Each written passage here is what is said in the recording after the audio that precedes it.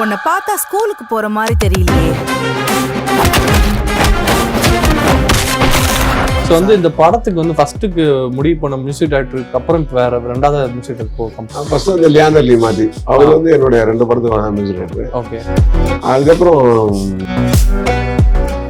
So வந்து மக்கள் வந்து சாப்பிட மறந்தாலும் மறந்துடுவாங்க, மாத்திரை போட மறக்க மாட்டாங்கிற மாதிரி ஒரு டைலாக் இருக்கு படம். கண்டிப்பா இங்க இருக்க எல்லாருமே ஒரு மாத்திரை எடுத்துன்னு தான் இருப்போம். டெய்லியும் எல்லாரும் மாத்திரை சாப்பிட்றது வந்து யூஸ்வல் ஆயிடுச்சு. நீங்க சார் ஃபர்ஸ்ட் படத்தோட டைட்டில் லுக்கா வந்து ஒரு ஃபைட் சீன் ஒன்று ரிலீஸ் பண்ணியிருந்தீங்க. ஸோ அந்த ஃபைட் சீன் பார்க்கும்போது என்ன இவர் இறங்கி என்னடா அடிக்க போறான்னு பார்த்தா அங்கே வந்து ஒரு மேஜிக் நடந்தது அதுலயே பார்க்கணும். ஸோ அது மாதிரி நிறைய சீக்வன்ஸ் இருக்க வாய்ப்பு இருக்கா படத்துல? டப்பிங் எப்படி சார் பண்ணுங்க? டப்பிங் அவர் தான். அது வந்து ஏன்னா அந்த பீரியட் ஆஃப் மூவிஸ் பண்ணும்போது அவரோட ஃபேன்ஸ்க்குலாம் அவரோட வாய்ஸ் வந்து தெரியும், வேற ஒருத்தர் பண்ணாங்க. இப்ப இருக்கிறவங்களுக்குலாம் அப்படிலாம் கிடையாது. கோரியோகிராஃபிலாம் எப்படி எத்தனை டேக் போச்சு? டான்ஸ் எல்லாம் எங்களுக்கு எல்லாம் ரொம்ப ஈஸியா இருந்தது. ஏன்னா டான்ஸ் மாஸ்டரிங் இல்லன்ற ஆமா, டான்ஸ் அந்த ஷூட் எல்லாம் போயிட்டு இருக்கும்போது அப்புறம் சாருக்கும் எனக்கும் சண்டை.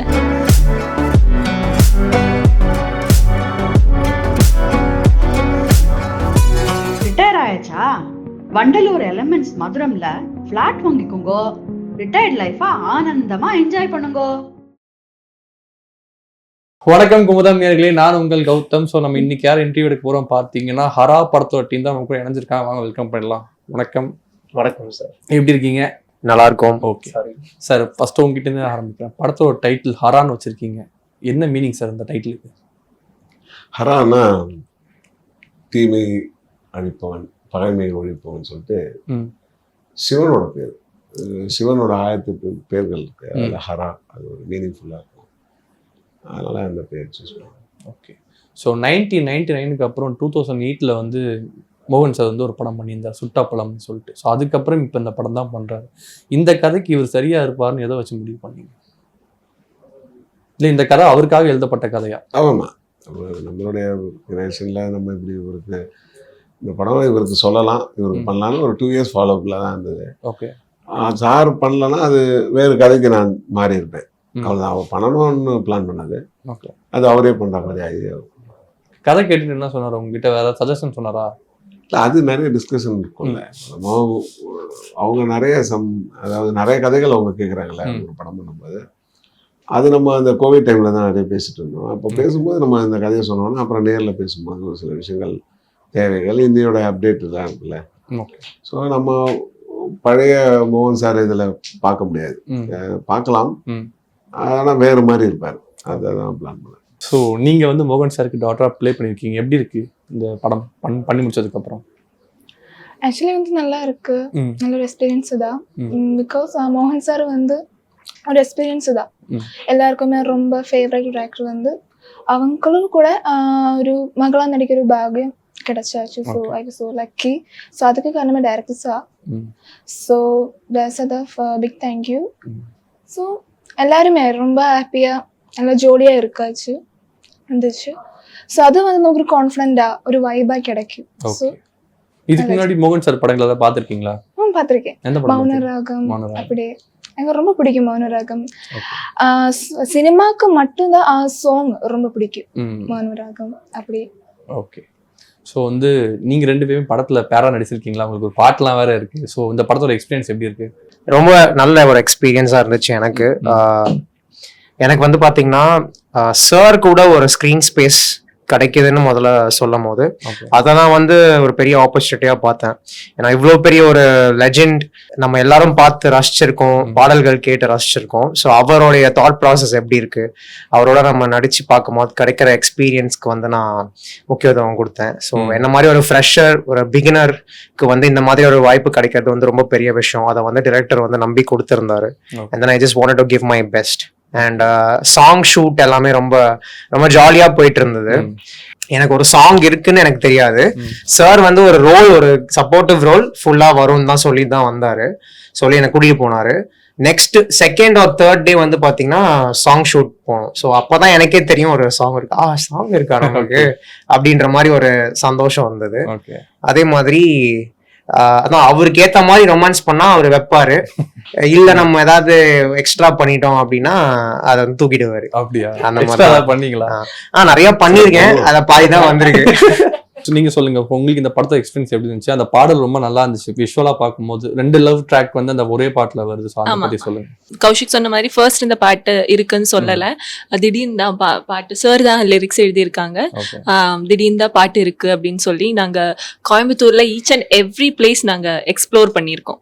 ரொம்ப அழகான ஊர், எனக்கு ரொம்ப பிடிச்ச ஒரு ஊர் கோயம்புத்தூர். ஏன்னா ஹராவோட ஒரு 99% ஷூட்டும் கோயம்புத்தூர்ல தான் பண்ணியிருக்கோம். Okay. நாங்க கோத்தகிரி, கோயம்புத்தூர்ல நிறைய இடம், அதே மாதிரி கோத்தகிரி, ஊட்டி எல்லாம் போய் ஷூட் பண்ணியிருக்கோம்.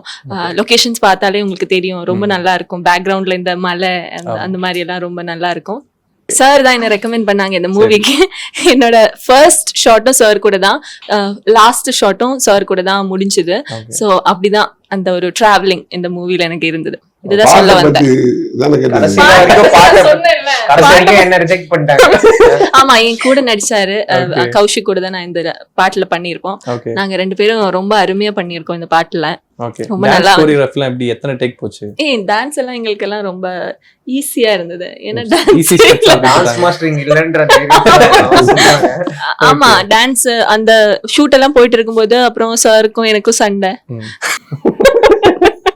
டேரக்டர் சார் கூட என்ன சண்டை? இல்ல, சார் சொல்லுவாங்க ஒரு ஸ்டெப், சார் சொல்லுவாங்க, எங்களுக்கு அது வராது. நாங்களாம் ஒண்ணு பண்ணிட்டு சுத்திட்டு இருப்போம். அப்புறம் நீங்க ரொம்ப மைண்ட் வாய்ஸ் நினைச்சு சத்தமா நிறைய சொல்லிட்டு இருக்கீங்க. இல்ல அந்த எல்லாம் எங்களுக்கு ஏத்த மாதிரி ஸ்டெப் கொடுத்திருந்தாங்க பாட்டுல, அதனால கொஞ்சம் ஈஸியா இருந்தது.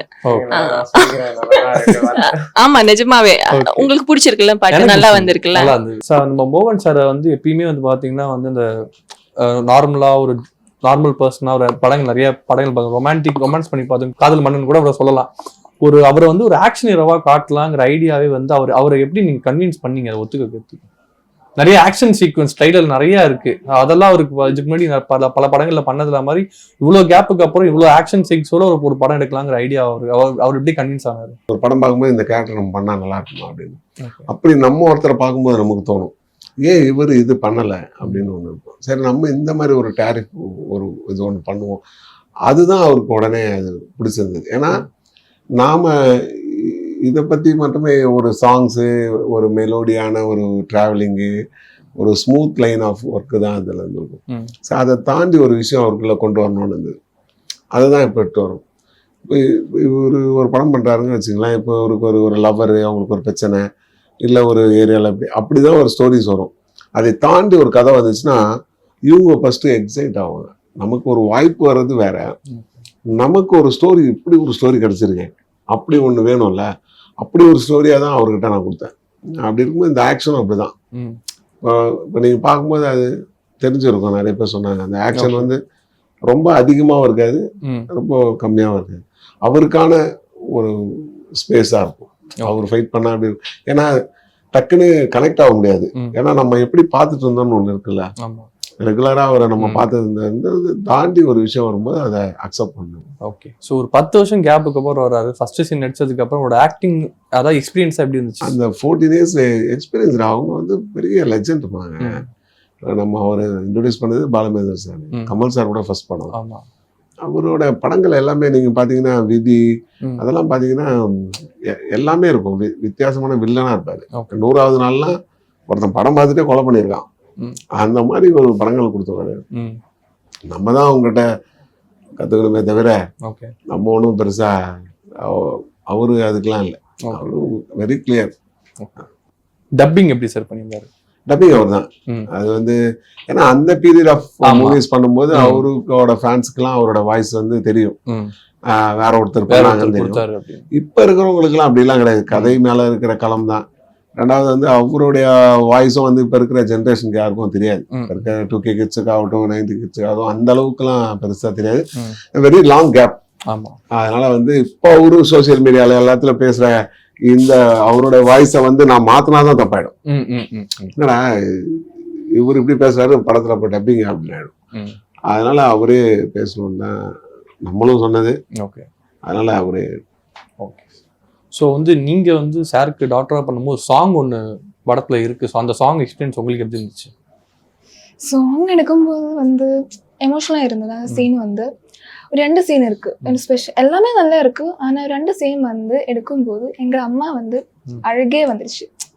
அந்த ஒரு ரியல் ஒரு அப்பா பொண்ணு எப்படி இருக்கும் அந்த ஒரு இது ஒரு பாண்டு வந்திருக்கு. என் ஃப்ரெண்ட்ஸுக்கு வந்து பார்த்த உடனே ஹார்ட் டச்சிங்காக இருக்குடா அப்படி இருக்க நல்ல நல்ல கமெண்டொക്കെ வந்திருக்கு. ஸோ எல்லாமே நல்லா சூப்பராக வந்துருச்சு எனக்கு. ஸோ எல்லாமே நல்லா இருக்கு வந்துருச்சு. அந்த ஃப்ரெண்ட்ஸ் எல்லாரும் சொல்லியாச்சு, எடா நல்லா சூப்பராக இருக்கு, ஒரு ஹார்ட் டச்சிங்காக இருக்கு, ஒரு அப்பா பொண்ணு எப்படி இருக்கும் அந்த ஒரு பாண்டு, ஒரு எமோஷனல் சென்டிமெண்ட் இருக்கு, எல்லாமே சூப்பராக இருந்துச்சு. வந்து உங்களுக்குமே படத்துல வந்து ஆக்ஷன் சீக்வன்ஸ்லாம் இருக்கா? இருக்கு. சோ அதெல்லாம் எப்படி பண்ணீங்க? சார் கூட வர மாதிரி அவருக்கு ஹெல்ப் பண்ற மாதிரியான ஒரு ரோல் நான் பண்ணிருக்கேன். சோ அது ஆக்ஷன்லயும் வந்து அவருக்கு ஹெல்ப் பண்ற மாதிரியான சீக்வன்சஸ் இருக்கு. சோ இந்த படத்துல பாத்தீங்கன்னா நிறைய நேச்சுரலான ஃபைட் சீக்வன்சஸ் இருக்கும். அப்படின்னா வந்து ரொம்ப வந்து எக்ஸ்ட்ராஸ் ஆர் ரோப் அந்த மாதிரிலாம் யூஸ் பண்ணாம ஒரு ஸ்ட்ரீட் ஃபைட்டோ இல்ல நம்ம சண்டை போடும் போது ஒரு எப்படி இருக்குமோ அந்த மாதிரி ஒரு 1-to-1 ஃபைட் நிறைய இருக்கும். அந்த மாதிரியும் இருக்கு. கூட்டத்தோடயும் சண்டை போட்டிருக்காரு சார், நாங்களுமே சண்டை போட்டிருக்கோம். அது எப்படி சார் கொரியோகிராஃப் பண்ணிருக்காரு அப்படின்னா, இப்போ ரியல் லைஃப்ல வந்து நம்ம சண்டை போடும் போது கொஞ்சம் கிளம்ஸியா இருக்கும் இல்லையா, ஆனா அதுல ஒரு அழகு இருக்கு. அந்த கிளம்ஸினஸோட தான் இருக்கும்னு நினைக்கிறேன் இந்த ஃபைட் சீக்வன்சஸ். ஓகே. ஸோ என்ன பொறுத்த வரைக்கும் கொஞ்சம் சேலஞ்சிங்கா தான் இருந்தது. Okay. But I think sir வந்து அது நல்லா எடுத்திருக்காருன்னு நினைக்கிறேன். ஓகே. ஸோ உங்களுக்கு ஏதாவது ஆக்ஷன் சீக்வன்ஸ் இருக்கா படத்துல? எனக்கும் ஆக்ஷன் சீன்ஸ் இருக்கு. ஓகே. நீங்களாம் அப்படி அதை நீங்க எப்படி பண்ணீங்க? கொஞ்சம் பண்ணும்போது கொஞ்சம் காமெடியா தான் இருந்தது, ஆனா அதோட அவுட்கம் நல்லா வந்துச்சு. ஓகே. ஆமா, இவங்களுக்கு காமெடியா இருந்திருக்கும், ஏன்னா இவங்க அடிச்ச அடி அந்த மாதிரி ஃபைட்டர்ஸ் எல்லாம் பறக்க விட்டாங்க. ஓகே. உண்மை ஆக்சுவலா லைட்டா கிக் பண்ணணும்னா உண்மையிலே கிக் பண்ண விடாது, லைட்டா தொடுற மாதிரி லைட்டா தொடரும். நம்மளால வந்து உண்மையிலேயே கிக் பண்றோம் சில நேரத்துல யோசப்பட்டு. இல்ல ஆக்சுவலி நான் கிக் பண்ணேன், ஆனா கிக் பண்ணா அவரு தானே கீழே விழணும், நான் தான் கீழே விழ போனா என்ன கூட இருக்கிறவங்க புடிச்சிட்டு இருந்தாங்க. ஆனா ஃபைட் சீக்வன்ஸ் இருக்குன்னு முதல்ல சொல்லல என்கிட்ட, பாட்டு மாதிரி தான் ஃபைட் சீக்வன்ஸும் இருக்குன்னு சொல்லல, திடீர்னு தான் இந்த மாதிரி இருக்கும்.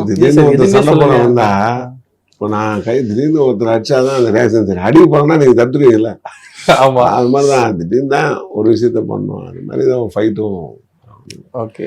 இல்ல நம்ம நடிக்க வந்திருக்கோம், எல்லாத்துக்கும் தயாரா தான் இருக்கிறோம். நம்ம ஒன்றும் ஒரு ரியலா ஃபைட் பண்ண போறது இல்லை, எதுவும் பண்ண போற. ரெண்டாவது நம்ம வந்து ஜாக்கி சான் மாதிரியோ ப்ரூஸ்லி இல்ல, அது இல்ல, முன்னாடியே சொல்லியிருந்தா கொஞ்சம் ப்ரிப்பரேஷன் எல்லாம் எடுத்திருப்பேன் இல்ல, அதனாலதான் கொஞ்சம் ப்ரொஃபஷனலா சண்டை போட்டிருப்பேன். இந்த ரெண்டாவது வந்து டைவ் எல்லாம் அடிச்சு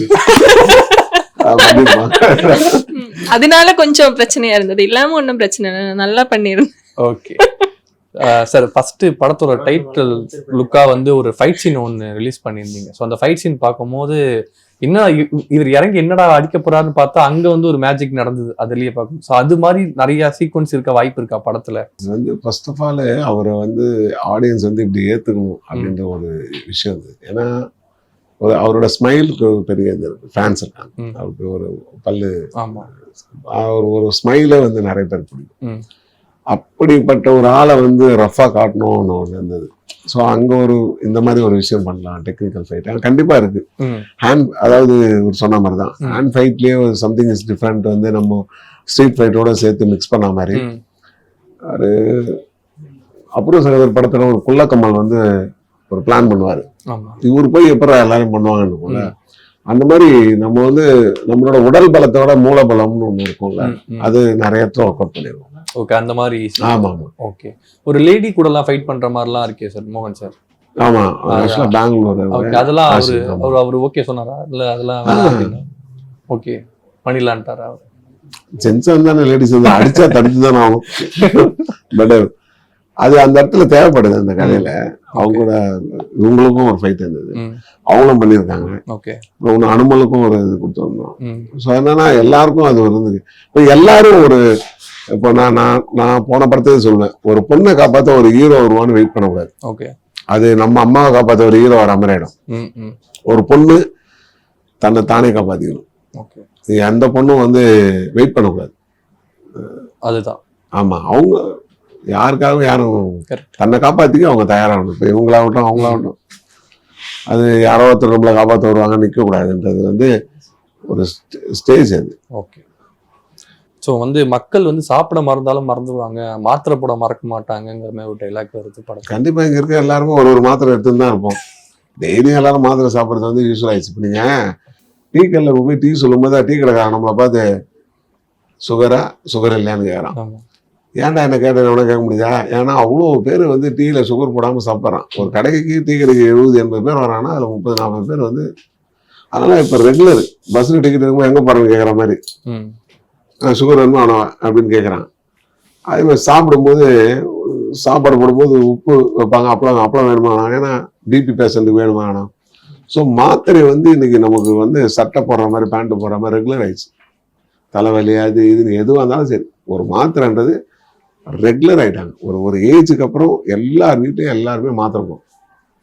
ஸோ அது வந்து இந்த படத்தில் ஒரு மிகப்பெரிய ஒரு விஷயமா வச்சிருக்கோம். மாத்திரை ஏன் மாத்திரை ஓ அப்படி ஏமாத்துற புரியுது சார். ஸோ அந்த அந்த அந்த டெம்ப்ளேட்ல இருக்கும்னு சொல்றீங்க. 7ஆம் தேதி வரைக்கும் நம்ம பெருசா ஒண்ணும் பண்ணது அந்த மாதிரி சின்ன சின்ன விஷயம் இல்ல சொல்றேன். சம்திங் சமூக பொறுப்புன்னு ஒண்ணு இருக்கு. சினிமா சொல்ற மாதிரி என்டர்டைன்மெண்ட் தான். அதுல ஒரு சின்ன சின்ன விஷயம் சொல்லணும். இப்ப நம்ம ஒரு இன்டர்வியூ கொடுக்குறோம்னா நம்ம இதை பார்க்க போற மக்கள் இருக்காங்களே, அவங்களுக்கு நம்மளை பார்க்கும்போது நம்ம என்ன சொல்றோன்னு ஒண்ணு இருக்கு இல்லைங்களா? நம்ம ஏதோ ஒண்ணு பேசிட முடியாதுல்ல, கரெக்டா பேசுவோம். அது வந்து அவங்க பாக்குறாங்க, சின்ன பசங்கள்ல இருந்து எல்லாரும் பார்ப்பாங்க இதை. அந்த மாதிரிதான் சினிமாவும்.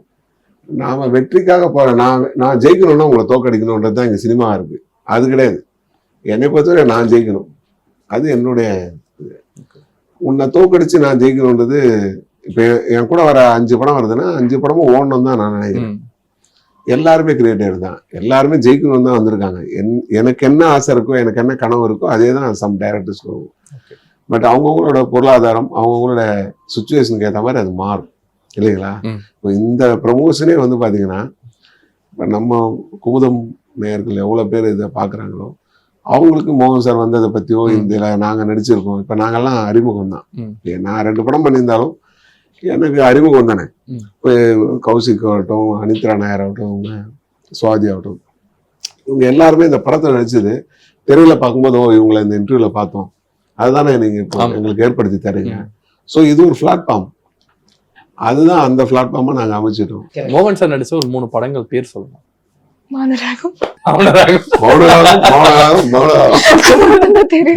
குருவி, மௌனராகம் சொல்லிட்டாங்க, அதனால பிள்ளைங்களா, விதி. ஓகே, நான் பார்த்தது மௌனராகம், ரெட்டைவால் குருவி, அப்புறம் வந்து இது என்ன விதி. ட்ரெய்லர்ல வந்து இந்த வேலுநாக்கர் டைலாக் வருது. அதுக்கு வந்து நம்ம கமல் சாரோட அண்ணன் சாருஹாசனை நடிக்க வச்சிருக்கீங்க. அந்த கனெக்ட் நாயகனோட கனெக்ட் தான் இருக்கா? நான் ஆக்சுவலா வந்து தாதா எடிசன் பாத்தீங்கன்னா சத்யாவோட லீட் இருக்கும்.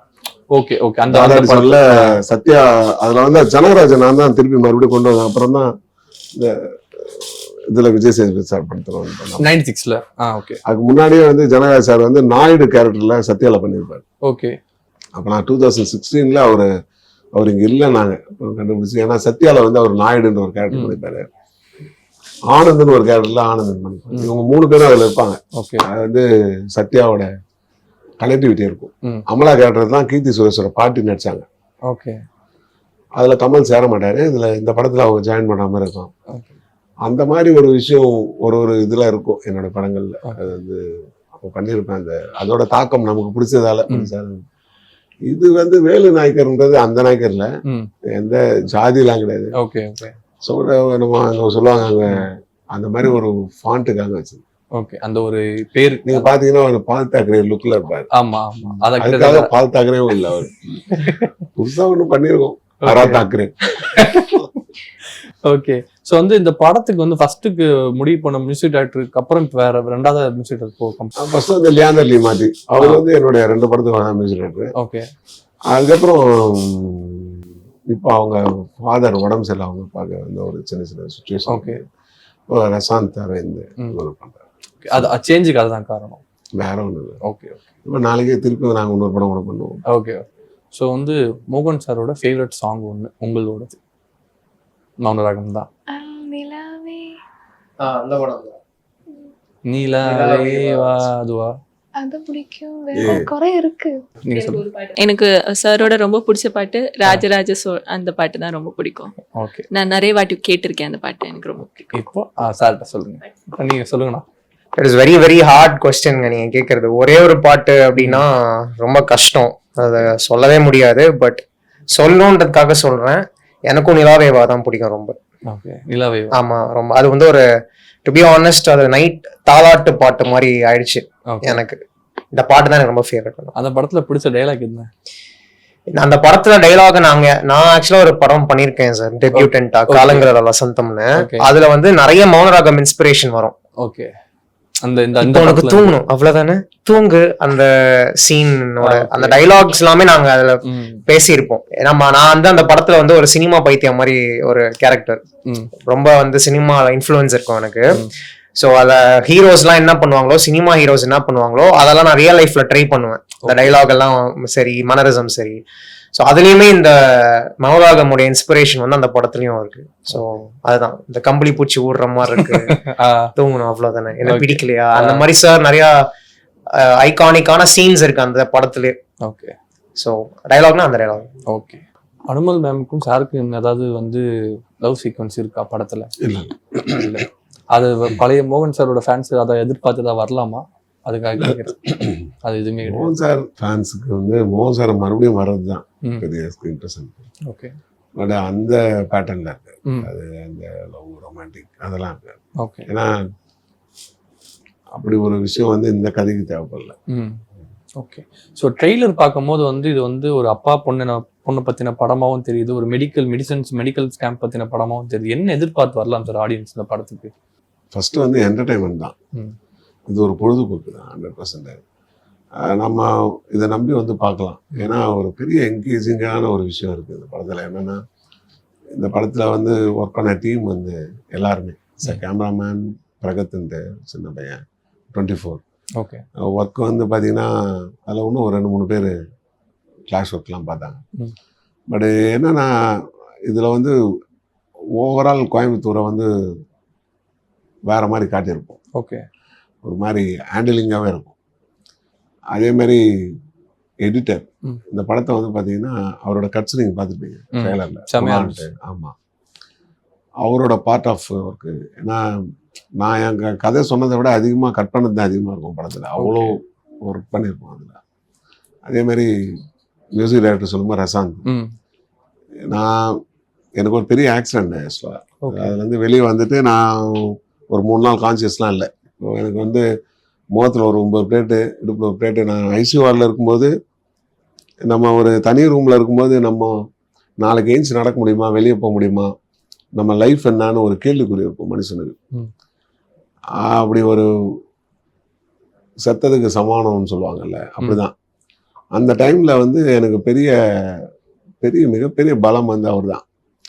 ஏன்னா எனக்கு வார்த்தைகளே வராது. ஏன்னா இந்த பல்லுலாம் உடஞ்சிச்சு, ஃபுல்லாக லாக் பண்ணியிருந்தேன். இங்கே வந்து குளுக்கோஸ் ஏறிட்டே இருக்கும் ஒரு நாட்டில். அப்போ நான் வந்து லைன்ஸ் அந்த மகளே சாங்லாம் அங்கே தான் எழுதினேன், இந்த வாடாமலையில். நான் அவருக்கு ப்ரொனவுன்ஸ் பண்ணும்போது அவருக்கு வந்து சொல்லக்கூட முடியாது. ஒரு சில டைமில் என் ஒய்ஃப் வந்து அவங்க சொல்லுவாங்க, நான் ரைட் பண்ணது அவருக்கு அனுப்பேன். அவர் வந்து அப்போ வந்து யூகேல இருந்தார். எங்கள் டைம் வந்து டிஃப்ரெண்ட் தெரியும்ல நமக்கு. நான் அவர் வந்து அட் டைம் எனக்கு பண்ணி அனுப்பிச்சிட்டே இருப்பார். அது அவருக்கு எப்படி தேங்க்ஸ் சொல்கிறதுனே எனக்கு தெரியல. அப்படி ஒரு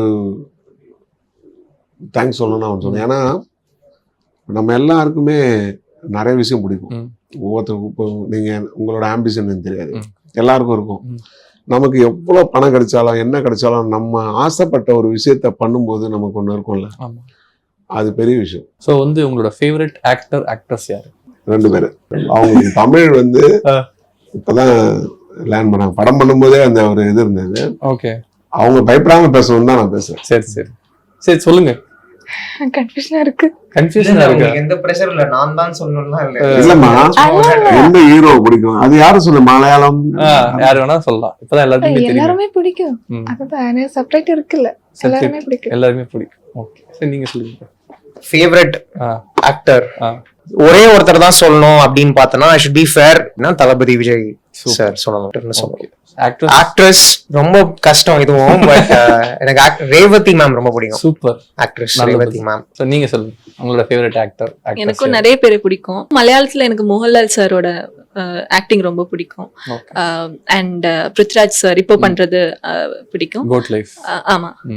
அண்ட் இப்போ தமிழ்ல வந்து சூர்யா சார் தான் எனக்கு சின்ன வயசுல இருந்தே சூர்யா சார் தான் ரொம்ப பிடிக்கும். அண்ட் ஆக்ட்ரஸ் வந்து Shobana ma'am, Revathi ma'am and Urvashi ma'am, இவங்க தான். Okay super. படம் மிகப்பெரிய வெற்றி அடைய குமுதம் சார்பா வாழ்த்துக்கள். ரொம்ப நன்றி எங்களுக்கு இன்டர்வியூ கொடுத்ததுக்கு. குமுதம் நேயர்கள் இந்த படத்தை சப்போர்ட் பண்ணணும், தியேட்டரில் போய் பார்க்கணும், நமக்கு தெரிஞ்சவங்ககிட்ட சொல்லணும். ஏன்னா நாங்கள் புதியவர்கள், ஆனால் மோகன் சார் என்றைக்குமே உங்கள் மனசில் இருக்க ஒரு ஆள். அவரோட இந்த புதிய முயற்சி அதை ஆதரிக்கணும். நன்றி. நன்றி சார். நன்றி. தேங்க்யூ. தேங்க்யூ. தேங்க்யூ. ரிட்டையர் ஆயாச்சா? வண்டலூர் எலமெண்ட்ஸ் மதுரம்ல ஃபிளாட் வாங்கிக்கோங்க. ரிட்டையர்ட் லைஃபா ஆனந்தமா என்ஜாய் பண்ணுங்க.